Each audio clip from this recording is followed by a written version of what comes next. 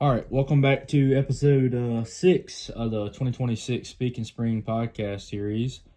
Um, Hard to believe we're already in episode 6 of this series, um, which is a telltale sign that time is rolling along. We're getting closer and closer to spring, which is what we all look forward to as turkey hunters, and we certainly, as we always say, are excited, and the countdown is moving along. Recording date of this is February the 7th, and that will put us at 40 days, or maybe a little under 40 days, until South Florida, which is when a lot of people are turkey hunting for the first time. Maybe even people in South Florida a little sooner, but regardless, we're moving along. As talked about in the last episode, we're kind of hoping for an early spring, and that still may be the case. But according to old Punxsutawney Phil, we're going to have 6 more weeks of winter. So that's unfortunate news for us turkey hunters and for a lot of people, really, that are looking forward to warmer weather and a quick spring. But hopefully this cold weather will pass. It's been pretty cold here in the low country of South Carolina, really, for the past 2 weeks now. And I say it's been cold all winter, but off and on cold, spurts of 70 degrees, but it's been no higher than 55 for a pretty good while, which I myself am pretty tired of. And I'm looking forward to spring just for that aspect. So we're not really going to dive into much of that today. I just kind of want to talk about, we're closer to turkey season like always, and we're getting along, slowly but surely we're getting there. So today's episode is going to be a little bit shorter than the last two. The last two were over an hour, which is, I would say, fairly normal. But today's video is going to be a little shorter. It's just me today, Charlie, on this episode. I want to get one of these filmed pretty quickly to have to put up for the coming week. We're trying to do one of these at least every week. I think last year we only produced 3. The year before we produced 6, and this is episode 6. We want to produce from around the 8 to 10 range leading up to turkey season. So, that being said, we're kind of diving into some of today's talking points. So first and foremost, we are preparing final travel arrangements for traveling. We got pretty much everything set that we're going to do as of now. Maybe subject to change, but most everything is good to go, set in stone. Maybe a little wiggle room for things here and there. But I say that because we're, at this point in time, we're making a list of things to take with us to different places, things we need to purchase. We'll be patterning our guns here within the next month or so. Crazy to think in a month from now, we'll have pretty much a week till South Florida, which is a good thought. I'll be loading my truck up to head to Georgia, modifying some sleeping arrangements so I can sleep in the truck and that sort of thing for traveling purposing and all that, and some food situation. So these are kind of just the little things you don't see behind the scenes that are going on with Will and I that we're kind of doing right now to get ourselves prepared for turkey season. Here in the next 2 or 3 weeks, I'll start sorting through clothes and getting them washed and hung up in my truck, and getting my vest hung up in my truck, and my boots put in my truck, and my vest packed, and all that good stuff that we do every single turkey season. That really, I guess, signals to us that, hey, turkey season's here. At that point, you're ready to roll, and by mid-May or wherever, depending on where you're going, your truck's a mess, and you got gloves and mask and thermocells all in your truck laying around, and loose shells everywhere. So we start out with a little bit of organization, but as the season goes on, that kind of wears away. So, but we're not really going to jump down that rabbit hole today. Today's talking points is about really a few things. The first one is that I kind of want to talk about is calling the turkeys, and we've talked about some situational things. And I've said before on an episode, I believe this year, my favorite part about turkey hunting is the interaction. I love hearing them gobble, and I love interacting with them. I love to call to a turkey, which hurts me a lot of the time. I probably call a little too much, which we're going to talk about. And it may hurt me at times, but I love the interaction. I love the call to them. I love the call with them and interact with them, whether that be the hens or the gobblers. I love it. That's one of my greatest passions in the world, outside of turkey hunting in itself, is to learn to call and to practice calling. I had a conversation yesterday with a buddy of mine. We were talking about calling and everything. You've got, and this is no judgment or hate to these people. I don't want it to sound this way, but you've got people who will call, a month before turkey season, during turkey season, and won't really touch their calls any of the rest of the year. I practice pretty much every month out of the year. I call a lot, and I say that as in that's to back my point with it being a passion of mine. I love to try to be a better turkey caller. I love the practicing and the listening of myself to try to be the best version of a hen turkey that I can be. So I'll call, several times a week. I'll put a call in my mouth and walk around for 30 minutes or so to, clucking and purring, yelping, kikiing, Jake yelping, whatever it is, to try to make myself a better turkey caller. Which again, that is just one of my favorite things to do in life, is to learn how to be a better turkey caller. And with that being said, kind of things I want to talk about with turkey calling is there's some things that are discussed and talked about in the community of turkey hunting, and I agree with some things. One of the main things I hear people say is people call too much or call too little. And to me, I don't believe either one of those things are right. And again, you can form your own opinion, but this is mine. This is my opinion. We all have them. So my opinion on turkey calling is you have to read the room. You have to understand the situation. Sometimes you have turkeys that literally do not want to be called to. You'll have to scratch in the leaves and kill him that way, or cluck and a purr, and that's it, and that's all he wants. Sometimes you got to yell at turkeys. You've got to cut and scream and yelp and, do everything you can do to make that turkey come to you. It all depends on the bird, and it all depends on the situation. But I say to the people who say that calling too much is a factor, and that people call too much, or you call too loud, or you yelp too much, there's videos all over the internet, and as a turkey hunter, I myself, and maybe you as well, have seen or heard hens literally yelping 20, 25 notes in a row without stopping, as loud as they can, and turkeys gobbling to it. In my mind, I don't think there's so much of a thing as overcalling. I think it depends on the situation. It depends on the room. If you've got 7 hens in a tree with 3 gobblers, and those hens are cutting and cackling and going nuts, I don't know why you wouldn't do that same thing. I mean, you can't overcall in that situation. Now, if you've got a turkey that's at 20 yards and you just can't get him around a tree, and you're yelping and cutting and yelping and cutting, and maybe so, but to me, it's hard to overcall to a turkey. I know that sounds like a weird thing to say, and it's probably a very controversial thing to say, but I don't know that you can overcall to a turkey. I think I call sometimes and too quickly. If I don't hear a turkey within a few minutes, I'll call again. And I think that probably does hurt me, but at the same time, I want to hear him gobble. I want to hear where he's at, see what he's doing, and know what I need to do differently. So, again, that's a broader subject that we could cover, but I'm not going to jump into that too terribly much today. I just want to kind of cover the fact that overcalling to a turkey is a lot more complex than people say. I don't think you can just say overtly that you called too much to a turkey and that's why he didn't come. I think it depends. Like, for example, we talked about in the last episode, there was an episode, I believe episode 10, last day of South Carolina turkey season.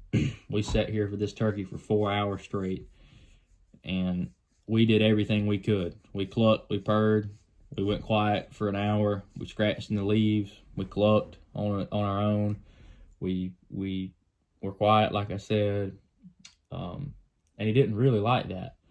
But when you got on him a little bit, started cutting a little bit, started yelping a little louder, doing some different things, he he enjoyed it. He started gobbling more and actually came a little bit closer.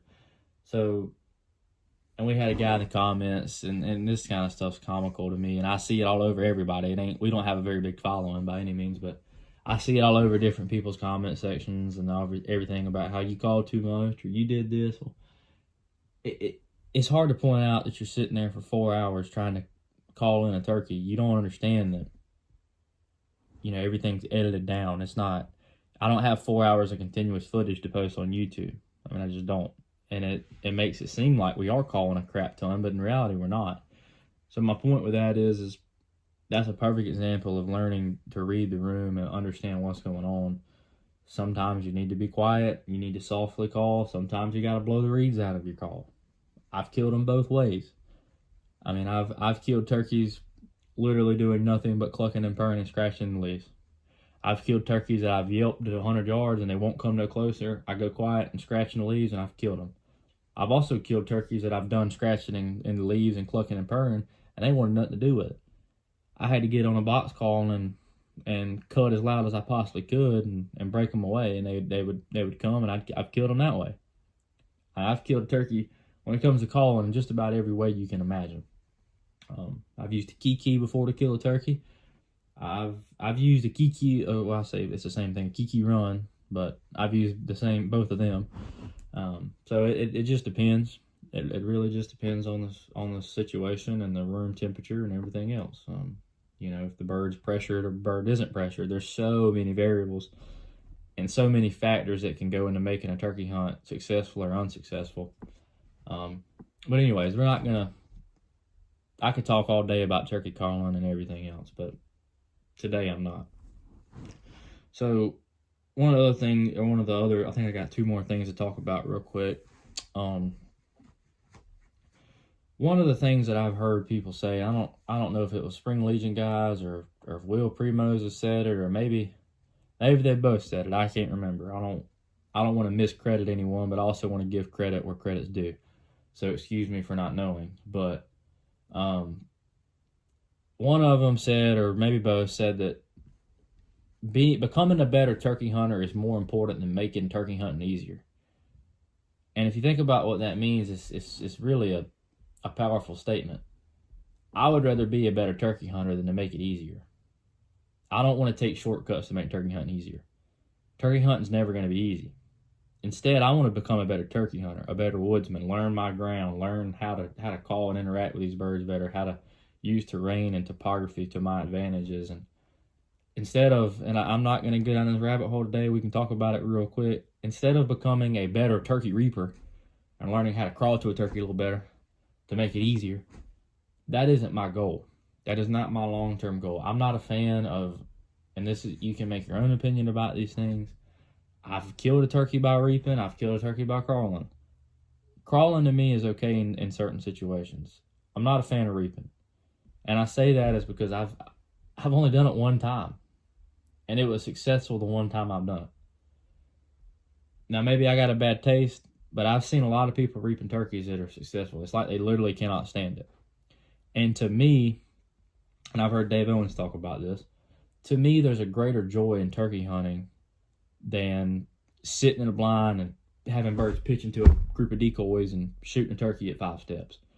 Or crawling out there and to 7 longbeards with a hen and breaking them 7 longbeards off and shooting them at 2 steps. To me, there's a greater joy in turkey hunting than that. I'm not saying those things are wrong. In my opinion, I don't do it. I don't want to do it. I have no desire to do it.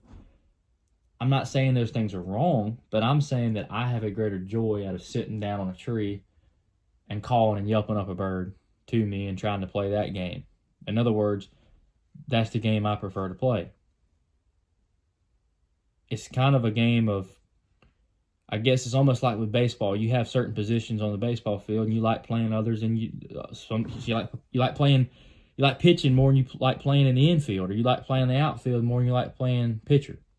To me, the game of turkey hunting is the funnest to me, and the most desirable to me, and the one that gives me the best taste in my mouth and the best feeling of reward is to yelp a turkey up. Again, I've reaped, I've crawled. When it was legal, I reaped. I want to clear that up. I haven't done it since it's illegal in South Carolina. But to me, I think there's more to turkey hunting than just killing a turkey. And I'm not going to make the process any easier and make it a little less. I'm not going to make the turkey's advantage less in my mind. I'm going to make my advantage higher than making the turkey's advantage lower, if that makes any sense at all. I'm not going to get on that reaping hole today. My point is, I think it's better to become a better turkey hunter than it is to make turkey hunting easier. Learn new things, learn new ideas, come up with some different strategy. I've turkey hunted, let's see, I'm 20 years old now. I've turkey hunted since I was 6 or 7 years old. So this would be about my 13th or 14th season turkey hunting for the most part, I would say. And really since I was about 13 or 14, I hunted by myself pretty much all the time. And through those things, I've learned a lot of things, and I've turkey hunted several different ways. I've turkey hunted my life very stationary when I was younger. I would get a Primo's or one of those Walmart gobstopper chairs or whatever they are, and I'd sit on a tree, and I wouldn't move very often. I would sit there and call and see what would happen. As I've got a little older, I've been more of a run and gun type of deal, trying to find a good turkey and moving around. But at times I go back to my roots. And this past year we used a lot of chairs. A lot of people don't like using chairs. A lot of people do. I don't mind it. I don't mind sitting on a chair behind some good brush and calling up a turkey that way. To me, that's my roots. That's how I grew up turkey hunting. That's not to say that I don't like moving around a lot and moving spots and getting up here and there and chasing the turkey and moving around to the turkey and sitting on a tree. But there's different ways to turkey hunt, and there's different strategies that go into those things. And I've hunted turkeys pretty much every way. I mean, I'm not 100 years old by any means, not yet, but I've hunted turkeys about every way you can hunt them legally. Reaping, crawling, sneaking, yelping to them, sitting in a spot, deer hunting them or whatever you want to call it, sitting there for hours on end waiting for them to walk by. I've done it all. I mean, I've been lucky enough to kill a turkey pretty much every way, and to me the most desirable is old school, just turkey hunting, sitting on a tree or in a chair and yelping a turkey to you. Now, that's not to say cutting some distance off and all that. I don't do it, or I haven't done it, and it ain't fun. But to me, turkey hunting always goes back to what it used to be for me. And I didn't grow up reaping turkeys. I didn't grow up doing that. I always knew it was a tool, but to me, it wasn't always the most the way I approach things. The way I approach things was a little more old school because that's what I grew up watching and learning from. I literally, when I was a kid, I would watch these Primos discs. I think it was the Truth 24 and 25, or maybe 25 and 26. I would watch these Truth videos literally once a week. It didn't matter if it was September, December, March, June. It didn't matter. I watched them every single week, just about. And it drove my granddad and my parents slap crazy. They'd hear that Primo's intro music all the time, and they didn't care for it, and I loved it. I grew up watching Primos and learning from who I think is probably the best, or one of the best turkey hunters ever, and that's Will Primos. I single-handedly learned almost everything I do in turkey hunting from that guy alone. Now, that's not to say other people haven't added to that, because they have. Michael Waddell, Dave Owens, Chase and Hunter Farrier. I mean, I've learned a lot of things from a lot of different people. But I always really come back to the old school roots of turkey hunting, and to me, that's the best and funnest way to do it. I'm not a big fan of hunting in a blind. I've done it before as a younger kid. Not a fan of it. I'm not saying those things are wrong, again, let me clarify, but what I am saying is, to me, it's not as fun, and it's not the same feeling of sitting on a tree in the open, playing a game with a turkey that, man, I hope he don't see me. Man, I hope I'm in the shadows back here tucked away. Man, I hope I got enough cover in front of me and behind me. Man, I hope he don't come into this opening and don't see a decoy. Man, I hope he don't get up in here and see the shadow or see the shine on my gun. Those are the kind of things that make turkey hunting fun to me, is the what ifs and the scenarios that you have to play through to win the game. I don't think turkeys are the smartest creatures in the world on an anatomy and biological standpoint. But when it comes to turkey hunting, they're the smartest animals I've ever hunted. I've hunted some big deer. I've hunted a lot of ducks. I've hunted rabbits. I've hunted squirrels. I've hunted everything. Ain't nothing like a turkey. A turkey will outsmart you and have you thinking all week, what's wrong with you? What did I do wrong, and what is wrong with me? What can I do to kill this turkey differently? You'll be in your study book, in your notes, writing out things, trying to figure out what in the world you did wrong and how to do it differently the next time. So that's the thing, is that learning how to be a better turkey hunter is more important than making it easier to me. That's my opinion in my own mind. So with that being said, one of the things that I try to take away from every season, and I believe I've talked about this before as well, but I want to go in a little more depth with it and share a story from last year as we wrap this up. So one of my number one goals every single year during turkey season is to learn something new. If I'm 65 and I've turkey hunted for 50 years, and let's say I tried really hard to learn something new every year, that's 50 years of knowledge that I've gained through the turkey. And I'm going to give an example of that in a second, like I said, but I really want to gain knowledge every year. I want to learn something. I want to learn why a turkey does this, or certain scenarios that kind of show you things. And I know for a fact Will Primo said this: don't educate the turkey. Let the turkey educate you. And if you pay attention to things and you listen and you really key in on certain things, they will teach you a lot. They teach you more things than you can ever realize. You see things on TV and you see these YouTube videos, and you may draw conclusions, but in reality, it's not the same as when you're doing it yourself and you're understanding and thinking these things in your own mind and your own brain. And a perfect example that I can share from last year that I learned, that me and Will discussed, actually the other day before we filmed the podcast, is I've always been under the impression that if you spook a turkey, you pretty much ruin him for the day. Sometimes you ruin him for a while, and that is the case sometimes. But all turkeys aren't like that. Sometimes you can spook a turkey and kill him an hour later. But the number one thing I learned from last season was, if you booger a turkey or spook a turkey, give him some time, be quiet, sit there, eat you a snack, eat you a granola bar, eat you a Little Debbie, drink your water, take you a break, read a book. I love to take a book in the woods with me and read, especially a turkey hunting book. I love to do that. And through that, we hunted this bird one day, and we had been whooped all morning long. I mean, it was tough. It was late season. It was like May the 1st. It just wasn't going our way.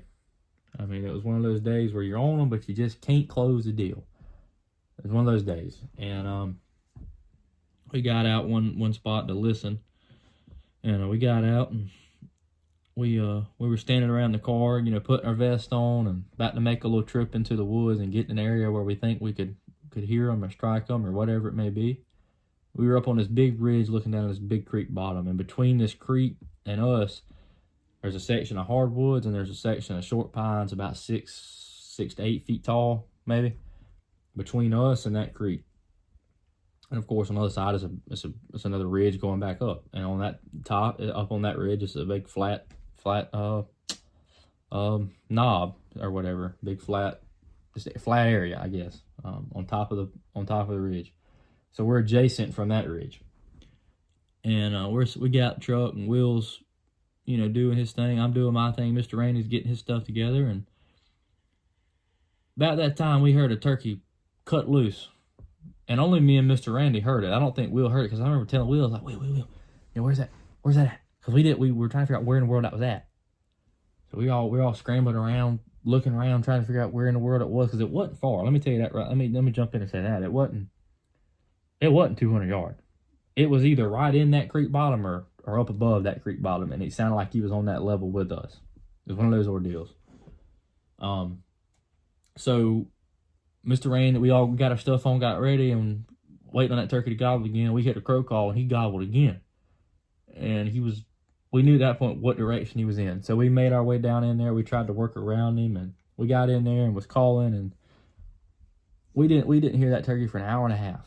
Like when we struck the turkey per se, or heard the turkey, he was gobbling good. He was hot. I mean, he gobbled 3 or 4 times before we got down in there. We got down in there and he just completely shut up. I don't know if he heard us or he saw us or what it was, but we sat there for an hour quietly.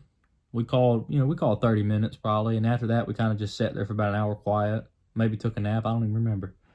Just sitting there, waiting on the time to pass, kind of hanging our heads that, man, we got in here to kill this turkey in a good position down in here with him, and now he's gone quiet.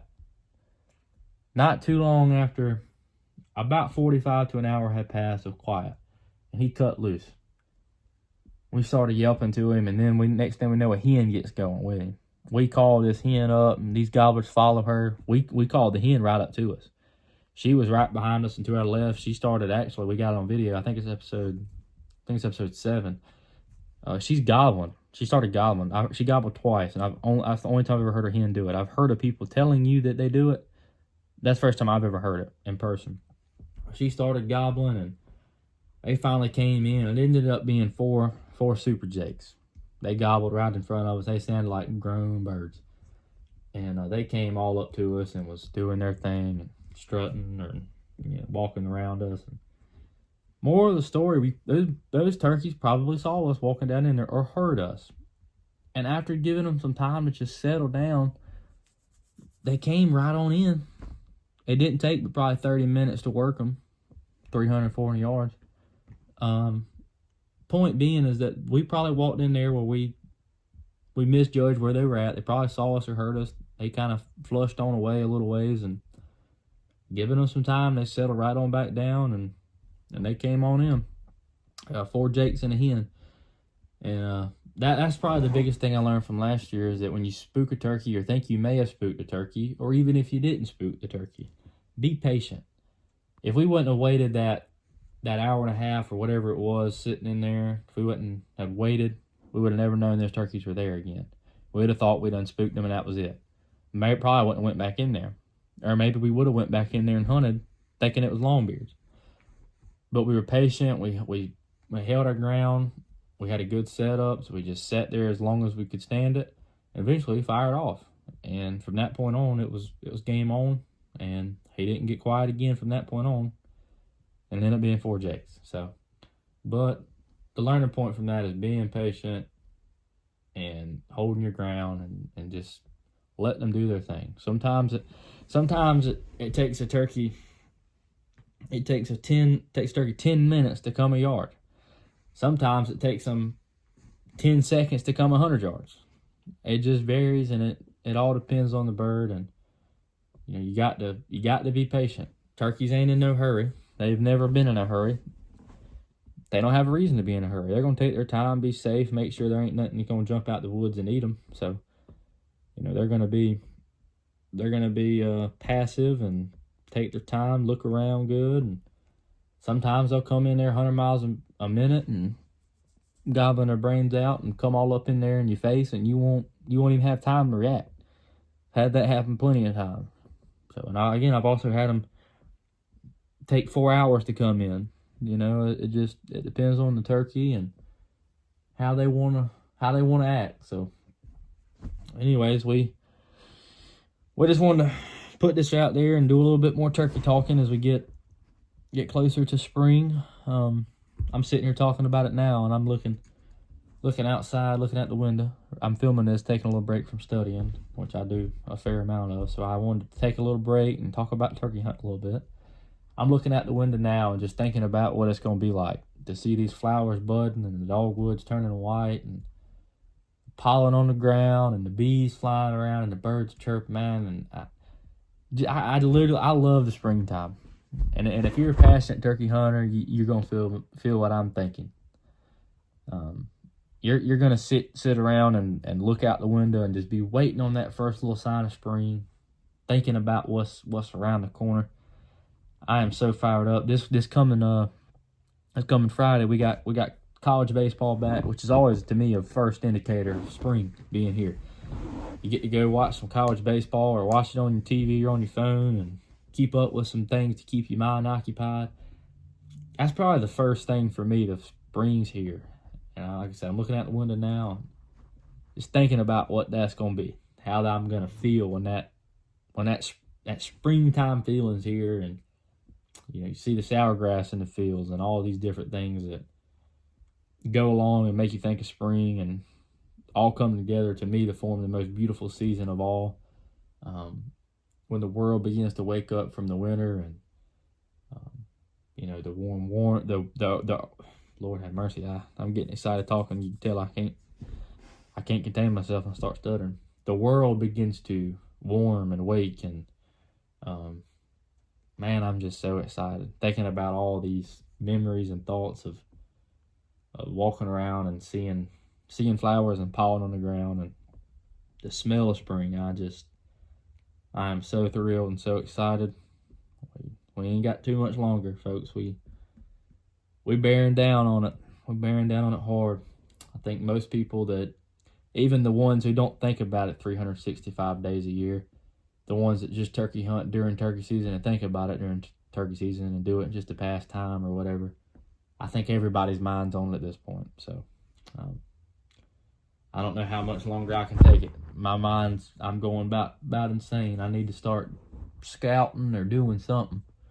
I'm tired of e-scouting. I know that, looking at on X. I'm tired of doing that. I'm ready to hang a camera, or go walk around and look for some turkey tracks or something. I've heard some turkeys duck hunting this year, and it's got me. Man, I'm ready for it. I am so excited, so thrilled. I can sit here and talk about this all day, but I ain't gonna do that. I ain't gonna bore you to death. For those who do listen and watch, we appreciate it.